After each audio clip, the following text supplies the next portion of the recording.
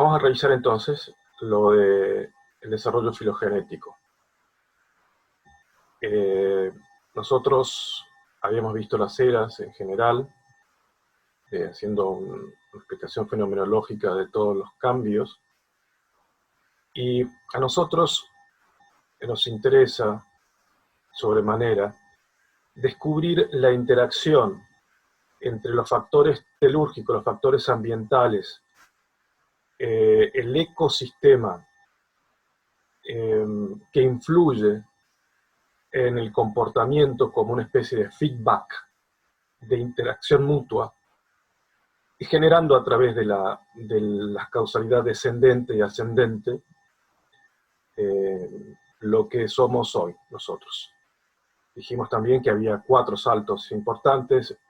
Para nosotros, desde el unilateralismo interaccionista, consideramos que hay 4 saltos en la visión nuestra psicoantropológica. La primera es la aparición de la vida, la segunda es la coagulación de la sangre, y la tercera es la aparición del Homo sapiens sapiens, o sea, el Homo sapiens en realidad la autoconciencia, y por último la muerte. Son 3 saltos que no se pueden explicar desde la causa eficiente que mantiene la ciencia positivista para explicar ciertos fenómenos. Son chips que son sistemas de información altamente inteligentes y complejos que se instalan en el mundo orgánico y biológico. Por lo tanto, esto nos da un marco del misterio que somos. No podemos reducir a la causalidad eficiente. Después vamos a retomar también lo de los tipos de causas que lo desarrolló Aristóteles, que es importantísimo que puedan tenerlo presente, porque sirve para abordar cualquier complejo teórico a nivel universitario. Entonces eso vamos a revisarlo. Ahora, les voy a incluir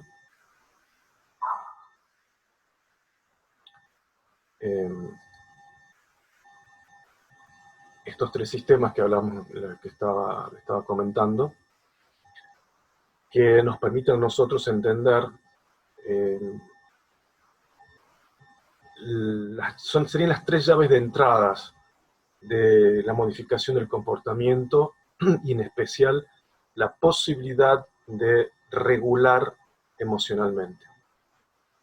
Regular y autorregularse emocionalmente. Entonces,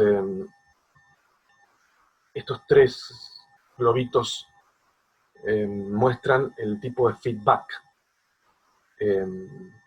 que se fue estableciendo para generar lo que hoy, digamos, es el hombre, que tiene miembros superiores, inferiores, el rostro, como lo tenemos nosotros ahora. Entonces, el sistema de comunicación interno incluiría lo que hablamos hasta ahora, que es los 3 cerebros, probablemente, el cerebro entérico intestinal, el cerebro cardíaco, el cerebro encefálico, y los sistemas fundamentales, que son los sistemas endócrinos, que tienen esta capacidad de desarrollar un sistema de comunicación interno para poder interactuar con el sistema de diseño y con el sistema comportamental. El sistema de comunicación interno está en relación íntima con estos otros 2. Los sistemas de diseño son sistemas que tienen una base en la geometría, en la extensión como cuerpo. Hay diseños circulares, hay diseños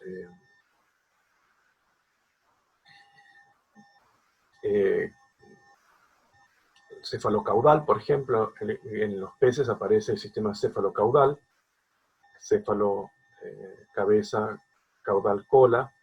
Es decir, en este tema, este primer diseño, es donde se va a establecer luego lo que es el diseño humano.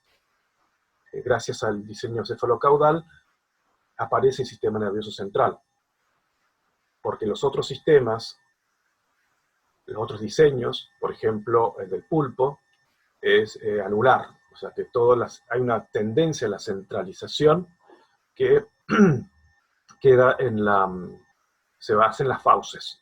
Entonces, estas neuronas al verse estimuladas van creciendo y lo que terminan es ahorcando al animal. Pasa lo mismo también con los artrópodos, con algunos artrópodos como por ejemplo las arañas. Ahí se da esa misma situación. O sea, el diseño encajona y no permite el desarrollo de la centralización que es necesaria para la filogenia humana.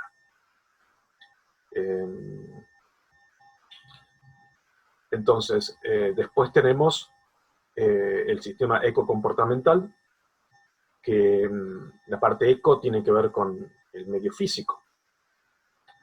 El medio físico concreto, nuestro medio físico ahora básico es el aire, el ámbito gaseoso. La vida surgió en el agua, y vamos a ver ahora, por ejemplo, que la modificación del medio acuático salino, de la sal marina, del agua marina, al agua cristalina, al agua dulce, fue uno de los grandes estímulos que repercutieron en la estimulación del sistema nervioso a través de la vista. Y todo este desarrollo histórico, ¿cómo fue histórico? Bueno, sí, el desarrollo del despliegue está en nuestra memoria celular. Justamente, fíjense ustedes que la luz, el sol, ha sido uno de las herramientas una de los estímulos más fuertes en la producción de neuronas, es decir, junto al oxígeno. Entonces, en Alemania se usan, por ejemplo, cámaras de oxígeno para trabajar, para disminuir, enlentecer las demencias. Con personas que tienen operaciones neurológicas complicadas, las exponen a nivel de oxígeno alto.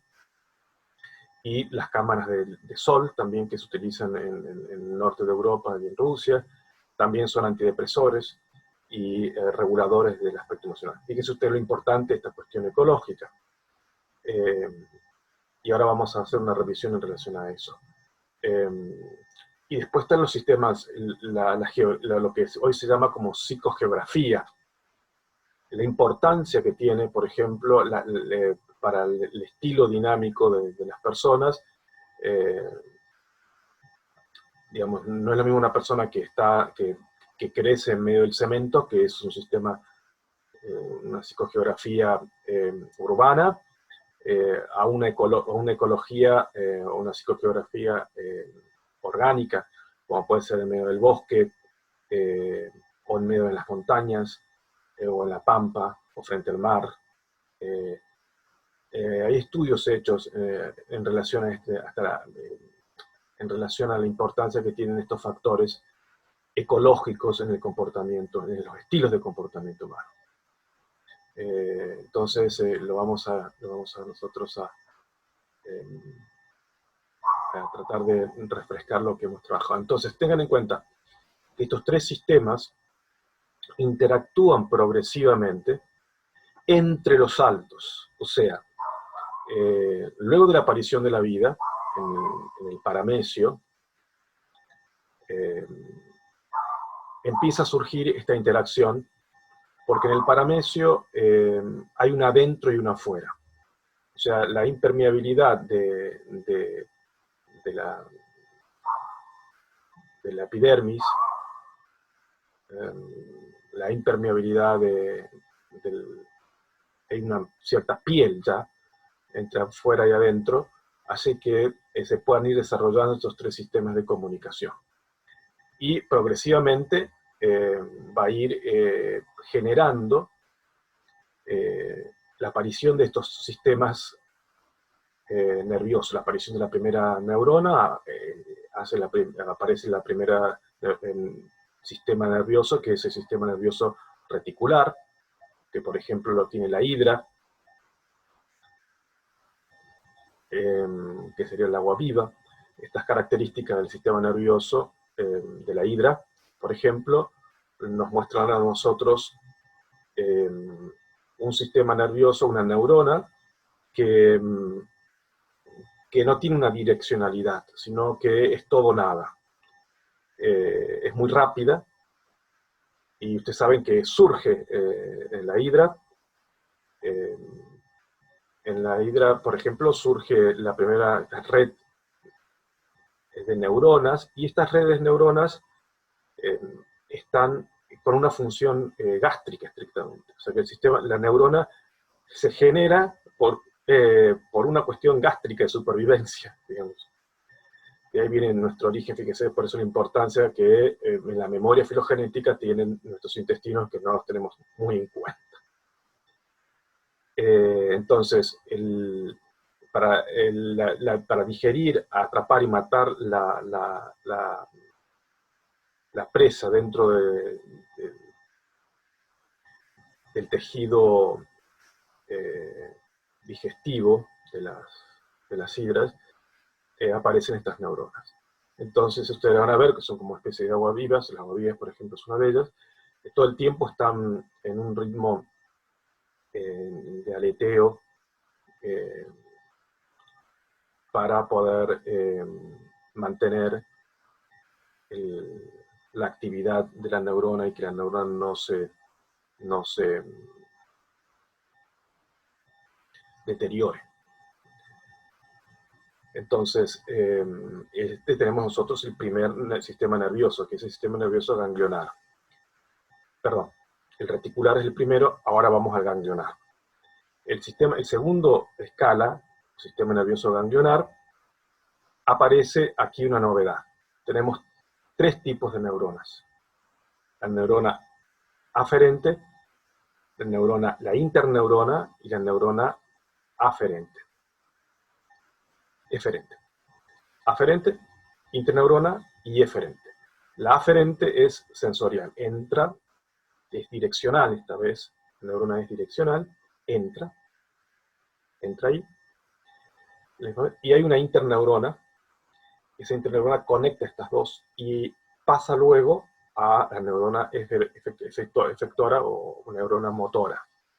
Aquí lo curioso es que toda la mayoría de los que tienen sistema nervioso ganglionar, los artrópodos, el pulpo, por ejemplo, tienen una conexión muy especial con una inteligencia que está en la naturaleza, que nosotros hablamos de los campos morfogenéticos desde Rupert Sheldrake. Entonces esta información, que es objetiva, que es responsable, para Sheldrake, que es un biólogo de la Universidad de Oxford, muestra que estos campos morfogenéticos son también almacenes de memoria, y es la que posibilita los cambios en la evolución.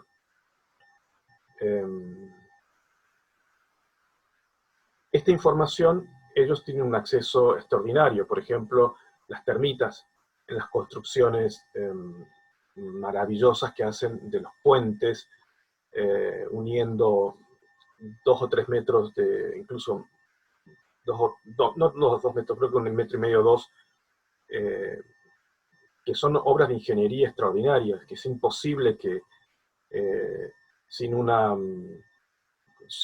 computadora pueda hacer el hombre. Es decir, lo hacen con un ritmo y una precisión extraordinaria, incluso anticipándose a cambios meteorológicos, etcétera, etcétera.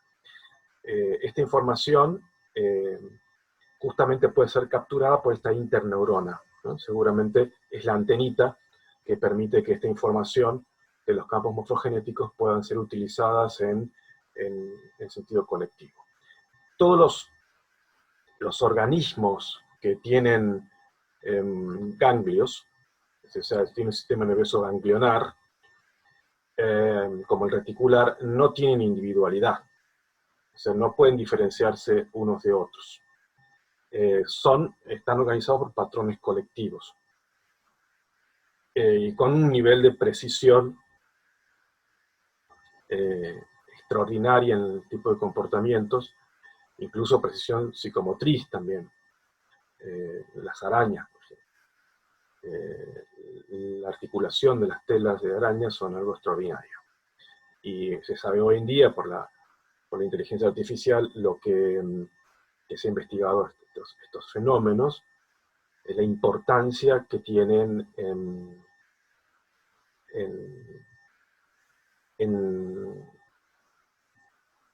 la supervivencia también del ecosistema, no solamente únicamente para la especie. Y la precisión que lleva es extraordinaria. Hay un cálculo que sale automáticamente entre el tipo de material, la cantidad de saliva que tiene que segregar con nivel de tensión, en fin. Extraordinario. Bueno, todo esto tiene que ver con este segundo aspecto que es el sistema nervioso ganglionar. Después tenemos nosotros, cuando el diseño cefalocaudal en el mar, en el agua salada, en los peces, justamente aparece esta cuestión de este nuevo sistema de diseño que, estrictamente hablando, ya aparece prefigurado en los gusanos, en las túnicas de los gusanos marinos. Y luego se va desarrollando, pues vamos a ver brevemente también, en los distintos tipos en todo el Paleoceno.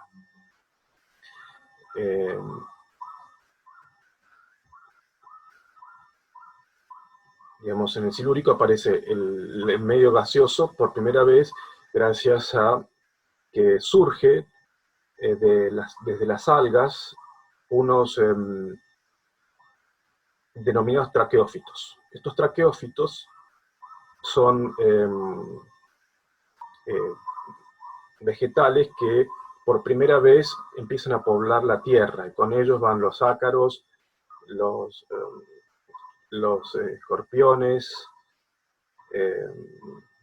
y un sinnúmero de insectos que empiezan a poblar la tierra, y empieza a pasar de ser un medio gaseoso ácido y tóxico a poder ser habitable por los organismos vivos, en los sistemas estos de retroalimentación, etcétera, etcétera. En el devónico, el silúrico, después le sigue el devónico. A ver si les puedo ir mostrando, se los incluyo acá. A ver si aparece. Bueno, miren, lo que estaba nombrándoles es esto. Acá en el silúrico, acá aparecen los traqueófitos, que se los nombré, los escorpiones terrestres, las arañas, los ácaros, bueno, los insectos, etcétera, etcétera. Acá hay un nuevo sistema, un ecosistema nuevo, que es el gaseoso, que antes no había vida alguna en la Tierra, sobre la superficie de la Tierra, solamente en el agua.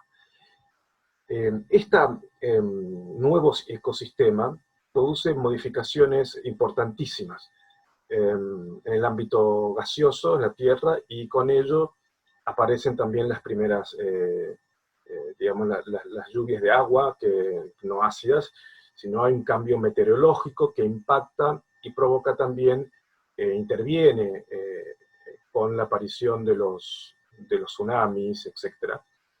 Y aparecen también medios nuevos, es decir, aparece el medio acuático de agua dulce, que es gracias, en realidad, en el devónico, pero gracias al silúrico, que se pudo haber oxígeno en el aire.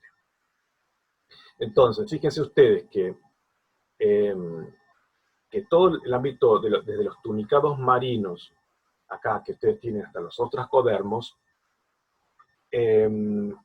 todos estos eran animales peces, con el sistema cefalocaudal, el diseño cefalocaudal, en el cual la vista era el principal estímulo ecocomportamental que le permitía producir modificaciones en el sistema de comunicación interno, que era su sistema nervioso central. La densidad de la sal hace que sea oscuro, y además también hace que sea más lento, haya mayor flotabilidad, entonces está menos exigido el pez, los tracodermos, los tunicados marinos, en mantener la flotabilidad, entonces es como que, bueno, son más vaguitos. Pero ¿qué sucede? En los ostracodermos, digamos, que eran, ustedes ven peces con una costra, pesados, el nivel de defensa y de movimiento era más bien lento. Pero seguramente esto se debe a los tsunamis que hubo en esa época. Los ostracodermos pasan a aguas, muchos mudan a aguas dulces, y aquí hay una transformación. El tema ecocomportamental cambió. Entonces, todo lo que tiene que ver con el agua dulce hace que, primero, la vista, o sea, la claridad del agua dulce, la cantidad de oxígeno que tiene el agua dulce en superficie, en metro cúbico, en litro cúbico, en los litros, el litro es mucho mayor que la de la sal. Y después tenemos nosotros que es mucho más liviano, entonces exige mayor destreza psicomotriz, tanto para cazar, tanto para defenderse como para cazar, ¿no? Para la relación de presa, depredador, etc. Todo esto hace que el sistema comportamental sea mucho más exigido y haya mayor estimulación nerviosa. Entonces, la luz y el oxígeno son mayores en el agua dulce. Y esto va a hacer que puedan dividirse luego los peces óseos, aparecen los peces óseos. Los peces óseos tienen una triple división, ¿no? Son los paleonecoideos, los pulmonados y los crosopterigios. Los crosopterigios es la especie de peces óseos que se desarrollan, estos tres, digamos, los peces óseos se desarrollan en aguas dulces. Otros vuelven al mar, que son los peces cartilaginosos. Entre ellos, por ejemplo, los tiburones y las rayas. Los tiburones y las rayas, ustedes saben que, fíjense ustedes cuál es la cuestión, han desarrollado el oído y el olfato. Y estos dos sentidos, el oído y el olfato, digamos, los han hecho altamente hábiles para un montón de rastreamientos y de capturas, etcétera, etcétera. Pero la vista se vio restringida, porque en zonas poco iluminadas y, digamos, menor nivel de oxígeno por litro, esto hace que el cerebro, ustedes ven en una raya de un tiburón, es chiquitito.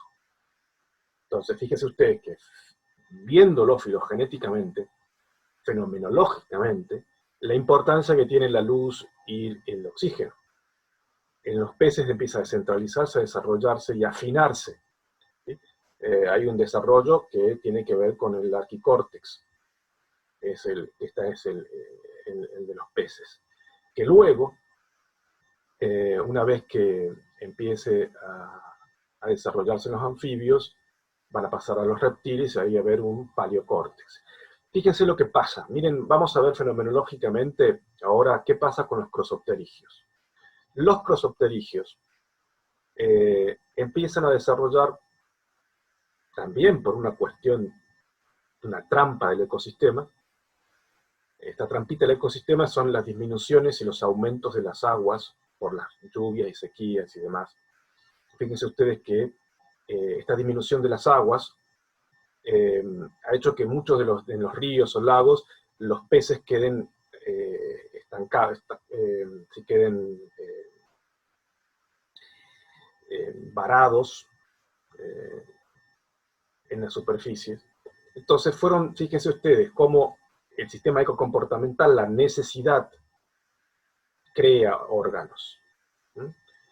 Cómo la visión lamarckiana de Lamarck, a diferencia de la de Darwin. Lamarck lo que dice es que la necesidad, es decir, la conciencia, genera órganos. Y esta necesidad progresiva es clarísima acá. O sea, fíjense ustedes, este estancamiento hizo que las aletas de estos peces, digamos, de los peces óseos, o de los proto-crossopterígidos, hagan como una especie de bracitos. Entonces, ustedes van a ver que los crossopterígidos tienen una especie arman estas aletas que pasan a ser tener una función motriz de arrastre en la superficie.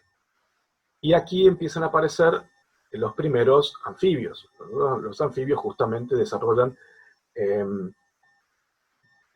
digamos, alvéolos pulmonares que tienen intercambio en oxígeno, entonces, y pueden también respirar bajo el agua. Entonces, aquí, ¿qué hay?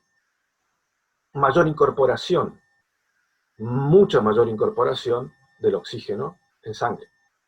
Y esto es uno de los grandes estimuladores del sistema nervioso. Fíjense ustedes que a fines del Pérmico, ya digamos, empiezan a desarrollarse los reptiles, pero antes de ellos aparecen los laberintodontos. Los laberintodontos son estos anfibios, justamente, que vienen de los crossopterígidos. Es decir, ya empiezan a desarrollar esta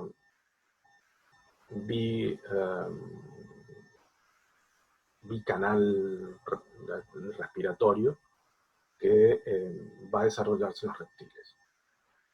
Entonces, pero insisto, sistema de comunicación interno, mayor desarrollo, hasta ahora hay una transformación del paleocorte que es mucho más complejo, la regulación del comportamiento y el éxito de la supervivencia es mayor. Hay un sistema mayor, digamos, los sistemas endocrinos empiezan a consustancialmente a desarrollarse con mayor coherencia gracias al nervio vago, que ya aparece indudablemente en los reptiles, y tenemos también un sistema comportamental mucho más rico, y un diseño que cada vez va siendo más afinado y tiene que ver con los movimientos rápidos y eficientes. La aparición de los reptiles, esto es ya en tierra, hace que la vista, que era altamente adaptativa en todo el Paleozoico, deje de serlo. Entonces aparece el olfato y el oído en los reptiles y disminuye la visión. ¿Por qué? Porque hay grandes bosques, está poblado por bosques altísimos, en los cuales era mucho más adaptativo para sobrevivir en los otros dos sentidos. Entonces, si ustedes se recuerdan, bueno, pasó todo el Triásico, acá nosotros tenemos ya, fíjense, a fines del Triásico, estos reptiles, hay unos especiales, fíjense que son los terápsidos. Los terápsidos surgen en el Triásico y son los primeros mamíferos. Estos mamíferos tienen distintas, digamos, distintas vivíparos. Los vivíparos somos nosotros, después están los ovíparos primero y después los marsupiales, ¿sí? Hay todo un desarrollo que ya lo dijimos, pero bueno, se los recuerdo un poco. donde viene también complejizándose más el comportamiento. Y aquí aparece el segundo salto, que es la coagulación de la sangre. Hay un autor que es Michael Behe, el cual es un doctor en bioquímica y biólogo, no sé, me parece es americano, esto me duda. Este señor Michael Behe demuestra cómo es un chip nuevo que entra a la biología.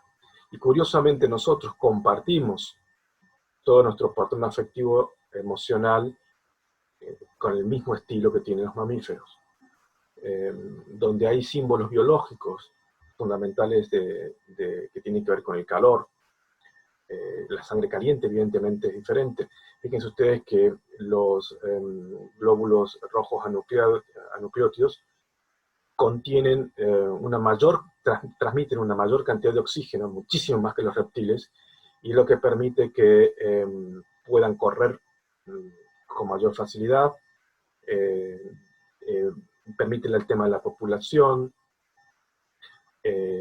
empiezan a crearse ciertas cuestiones de vínculo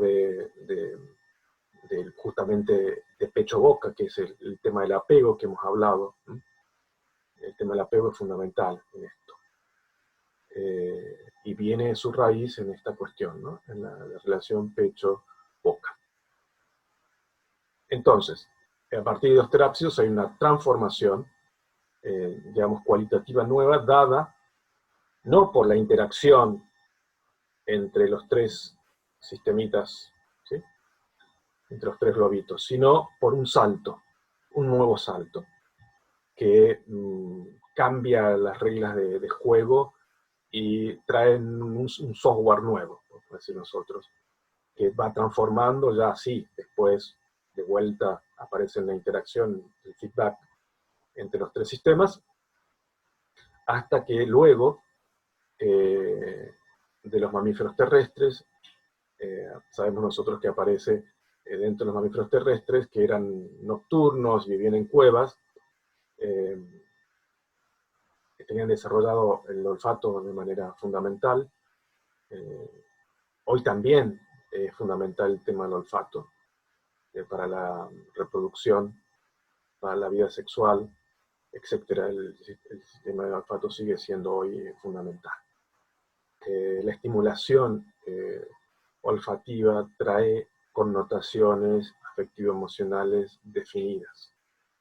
Pues vamos a hablar algunos ejemplos que tengo en la técnica de alternancia multisensorial, que es una técnica que se utiliza sonidos y color para rastrear el patrón emocional en distintas fases y producir modificaciones y realmente modifica síntomas. Hay modificación de síntomas, porque uno está hablando con el lenguaje de la filogenia y teniendo en cuenta ciertos parámetros que son altamente interesantes. Entonces, nosotros después tenemos en todo lo que tiene que ver pasando el Mesozoico, que es la era de los reptiles, pasamos nosotros al Cenozoico, que ustedes lo pueden ver acá, a ver, sí, acá estamos. Entonces, en el Cenozoico es la era de los mamíferos, acá pueden ver ustedes. Entonces, los primeros prosimios son como ratas de la musaraña, que luego que se extinguieron en el Jurásico, fíjense ustedes que todo en el Mesozoico, a fines del Cretácico, todos los saurios desaparecen, entonces el Cenozoico queda libre de todos los saurios y que era una amenaza fundamental. Entonces los mamíferos, estos mamíferos especiales, que eran estas especies de musarañas o ratitas, que se encontró hace muy poco, hace 2 o 3 años, se encontró entera, digamos, los restos arqueológicos de la musaraña. Ha sido la primera que subió al árbol y abrió un ecosistema nuevo. Como dijimos nosotros, este ecosistema, que es el árbol, es el que nos ha dado la configuración del diseño actual nuestro.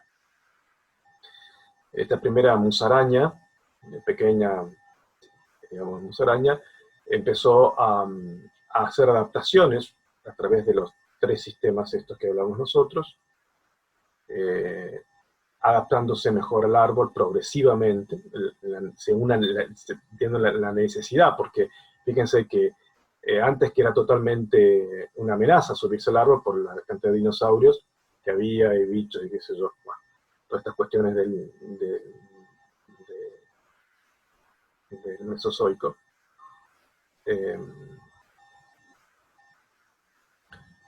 Entonces, lo que se empieza a abrir acá es la disminución en el sistema de diseño, la disminución del hocico, empiezan a haber una especie de aparición de estimulaciones de los dedos, entonces empieza a surgir una estructura pentátrica para poder sostenerse en el árbol, y aparece en los primeros lemureidios. Los lemureidios son muy parecidos a los osos perezosos, bueno, es decir, son los lemures.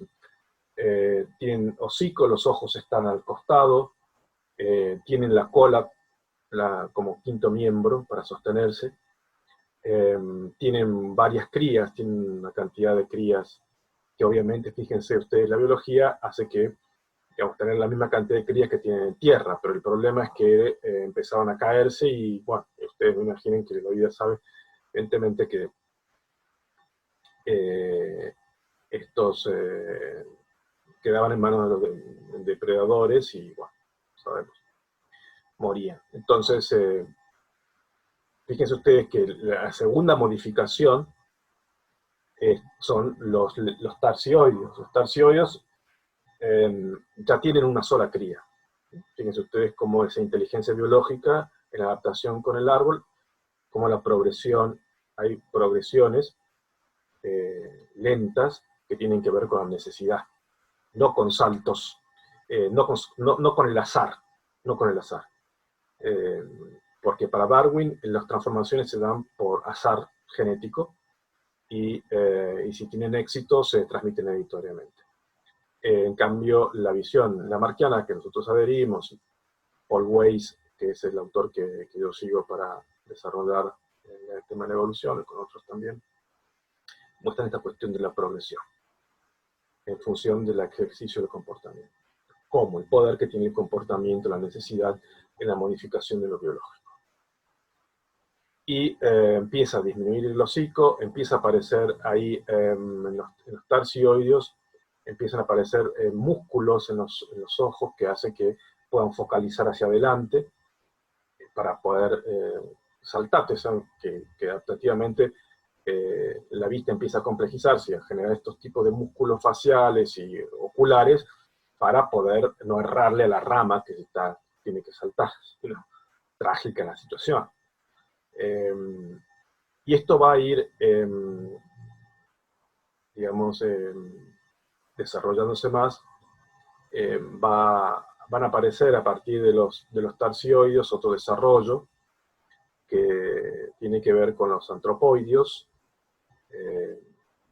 Ya en los antropoideos aparece algo que es una novedad en el diseño, que es muy importante para entender las emociones, porque esto surge, recuérdenlo, en los ceboideos. Es decir, los ceboideos empieza a aparecer el rostro. ¿Por qué? Porque los ojos empiezan a adelantarse, a estar hacia adelante. Y con esto hay una nueva plataforma de interacción entre los antropoideos, que es la lectura emocional. Hay un montón fíjense ustedes que ya vamos a ver, una conexión claramente entre el cerebro leve vago con todo un circuito de nervios y de músculos en el rostro. Esto ya empieza por primera vez a salir en los ceboideos. Ya aquí ya disminuyó, sigue disminuyendo la cora, como que es el sistema de diseño, y empieza a disminuir también, y empieza a, digamos, a aumentar la articulación de los dedos, que luego en los cercopitecoideos, cuando ya desapareció prácticamente la cola, digamos, el antropoide se puede sentar, y al sentarse se liberan las manos. Esto es algo del diseño. Pero fíjense ustedes que este diseño aparece un nuevo sistema comportamental, el sistema óculo-manual. El sistema óculo-manual es el sistema de nuestra inteligencia. Todo es óculo-manual. Para escribir, para usar la computadora, nuestro estilo intelectual nuestro estilo de inteligencia, lingüística también, si se quiere, tiene su base en el óculo manual. Entonces, a partir de los cercopitecoideos, se abre un nuevo sistema de transmisión de habilidades que van a utilizarse en algo que es clave, que es el uso de herramientas. El uso de herramientas es clave, porque va a estimular el lóbulo prefrontal, que es el de la anticipación y la planificación. Nuestra inteligencia humana reside en la capacidad de anticiparse y planificar. Y esto empezó en los cercopitecoideos, cuando se liberan las manos. Los miembros superiores se liberan de los inferiores, y esto habilita a usar herramientas. Entonces el animal usa herramientas y también empieza a crear herramientas, que es lo que va a estimular los sistemas del sistema nervioso central para poder generar un nivel de complejidad mucho mayor. Entonces, a partir del uso de herramientas, empieza algo que, bueno, hoy lo tenemos prácticamente con toda la cibernética, todo lo que es hoy el uso de herramientas ya empieza ahí. Y después surgen los homineidos, y en estos homineidos, por ejemplo, tenemos nosotros los póngidos, los promonos, están también todos los que tienen todos los póngidos. Los póngidos, tenemos nosotros los chimpancés, digamos, tenemos los chimpancés, los orangutanes, los gorilas, etc. Estarían dentro de estos. Y luego nosotros, digamos, habría una de ellas que se piensa que está más similar a uno de los póngidos que el chimpancé, por la similitud genética que tenemos con nosotros. Se sospecha que ha sido a partir de ahí donde se dieron ciertas transformaciones para otro salto. Este tercer salto es la aparición de la autoconciencia, y con ello aparecen los primeros australopithecus, que bajan del árbol, y bueno, y digamos, tenemos toda esta cuestión de cambio del sistema comportamental, donde empieza a aparecer cambios del diseño. El primer cambio de diseño que marca nuestra cultura es la aparición del pulgar oponible. El pulgar oponible justamente lo que va a permitir es un uso complejo de las herramientas, y queda totalmente independiente ya del hecho de caminar. Ustedes ven los chimpancés que alternativamente pueden utilizar los miembros superiores también para moverse. En cambio, ya en el hombre queda abiertamente fuera de descoordinados ambos. Entonces aparecen aquí la bipedestación, empiezan a mantenerse erectos, y van a establecer todo lo que ustedes ya conocen y hemos visto en relación a un nuevo ámbito que tiene ya que ver con la cultura y con la autoconciencia. Los homínidos son conscientes de las teorías del yo, y son conscientes de las teorías de la muerte. Y aquí entra todo el proceso cultural que va a ir complejizándose, y van a aparecer después después del Pleistoceno. Hay otras cuestiones también muy importantes aquí, que son las glaciaciones, que acá están, se las puse con amarillo, están ahí en el archivo. Son 4 glaciaciones y son los grandes estímulos para el desarrollo del sistema ecocomportamental, para el desarrollo de la aparición del hombre, del Homo sapiens sapiens. Los cambios que provoca la alimentación, que provoca la glaciación sobre alimentación, son altamente importantes. Antes el hombre, digamos, los homínidos eran, los octopithecus y demás eran herbívoros. En cambio, después de la primera glaciación se ven exigidos a comer carne, porque es la única manera de sobrevivir, y este cambio de la proteína de la carne estimula el sistema nervioso en la generación del lóbulo frontal y prefrontal, los cambios comportamentales. Fíjense que el lenguaje, el fonético aparece sin duda en las cavernas, que en las grandes oscuridades y el frío, antes el modo de comunicación era a través del gesto, y ahora se requiere de la estimulación de las cuerdas vocales. Aparece la fonética como medio de comunicación y también el chasqueo de los dientes. Se ha descubierto hace poco que el pueblo primitivo, que se lo siguió a través del genoma, del genoma, digamos, del X, de la línea de transmisión genética, a través del hombre, descubrieron el lugar original de donde salió la primera, o digamos, el primer Homo sapiens sapiens, y utilizaba el chasqueo. El chasqueo tiene que ver con el tema del frío. En la gran oscuridad de la necesidad genera y estimula órganos nuevos. De hecho, las cuerdas vocales es una adquisición muy tardía, entonces se requiere una estimulación especial y si no se la hace al determinado tiempo, no se genera. Entonces ahí tenemos nosotros otra relación entre el sistema ecocomportamental, el sistema de diseño y el sistema de comunicación interna. Fíjense ustedes que empieza a estimularse el uso del lenguaje y con ello el pensamiento y con ello la corteza y el hemisferio izquierdo. Así que bueno, acá tenemos nosotros en grandes rasgos la revisión de lo que ya habíamos visto nosotros. Y vamos a repetir, la interacción entre estos 3 globitos. Bueno, luego vamos a seguir entonces con otro video para poder seguir avanzando en revisar algunos comportamientos y entrar en el módulo